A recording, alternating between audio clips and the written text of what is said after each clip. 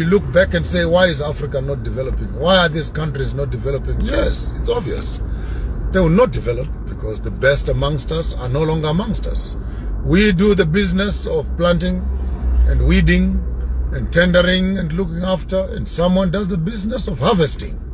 Now, how do you ask me why I'm still hungry and my field and economy is not developing, yet blatantly you can see that our entire investments as poor African countries are only breeding a harvesting ground of the international community who come and flaunt scholarships and harvest our children away from For decades, Africa has been rich in land, minerals, oil, and people, yet remain poor. But today, something is changing. Leaders and voices across Africa are speaking one message: unity. When Africa is divided, it is easier to control. But when Africa speaks one voice, it becomes unstoppable. And that is why Africa unity is not just an African issue, it is a global one. On the African continent, when a country, small country like Botswana, small country like Zimbabwe, you struggle through selling vegetables and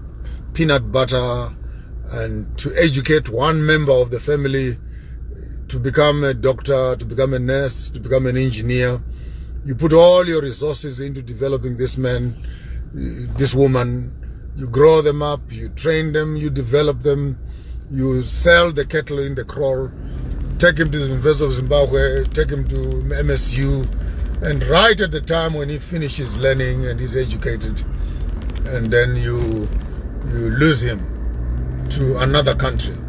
Now, take note, this brain drain does not benefit the people that have contributed towards the education of one member of the family.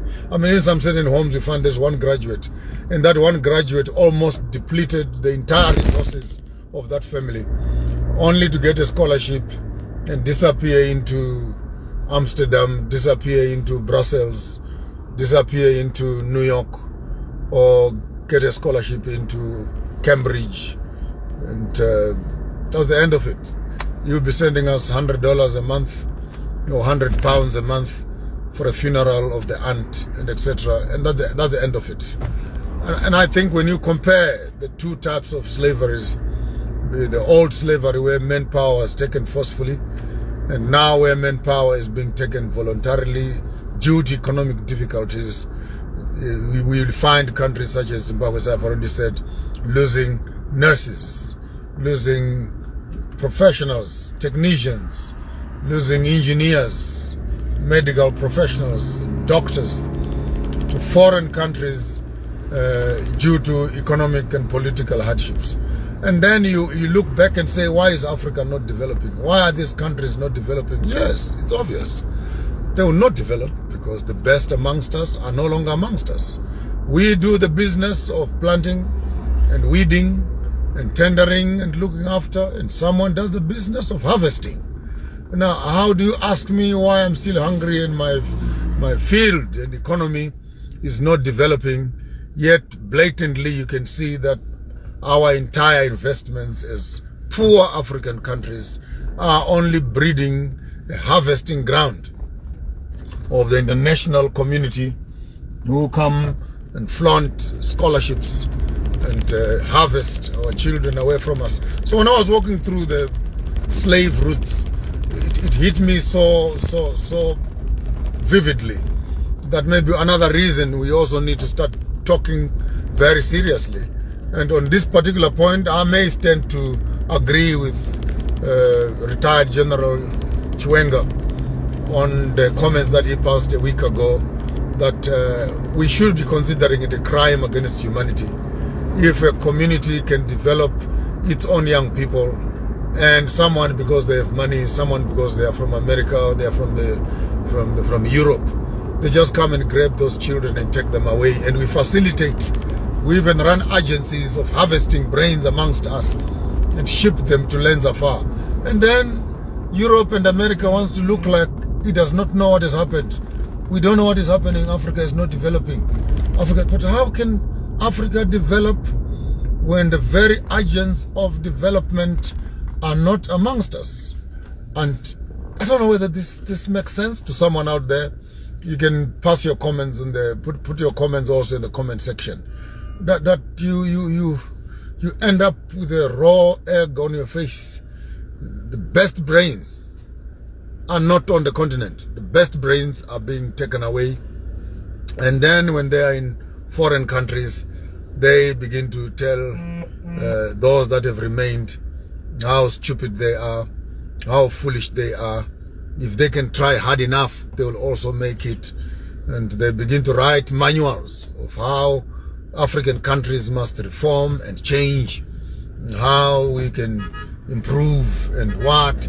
And they're doing so while sitting in their palaces, while sitting in their penthouses, while having 5 meals a day in Lisbon, in Perth, in Hillbrow, and in New York. And you wonder, you say we must improve our governance, but you are there. You have a master's and a PhD in governance. And you are telling those that failed matric and high school, that failed all levels, and you left them behind because you were a genius, and you left them behind. You were the smartest in class. Now you are there as an engineer in an Australian mining company, and you are telling those that have remained here that they must improve their systems. They must improve their systems. But you are sitting there with the skills, with the knowledge of how this can be done. I think the diaspora community needs to become slightly more sensitive. That some of you who are out there in diaspora, you must actually understand that for you to make it to diaspora, the families that you are coming from contributed everything that they had. Some of us could not make it to school because mom and dad had more confidence that you were smarter than us. So they gave you a bigger chance, a better chance of getting through the system. You went to a better school, and only to finish in the better school and become a harvested crop in the universities of the world. And now from your position of advantage, you look back at those that remained behind and begin to lecture us on how foolish we are, how corrupt we are, how unethical we are, how uneducated we are. Of course, we are uneducated. Of course, we don't have as much international exposure as you do. And I would suggest that if you are in diaspora, be sensitive. Be sensitive in terms of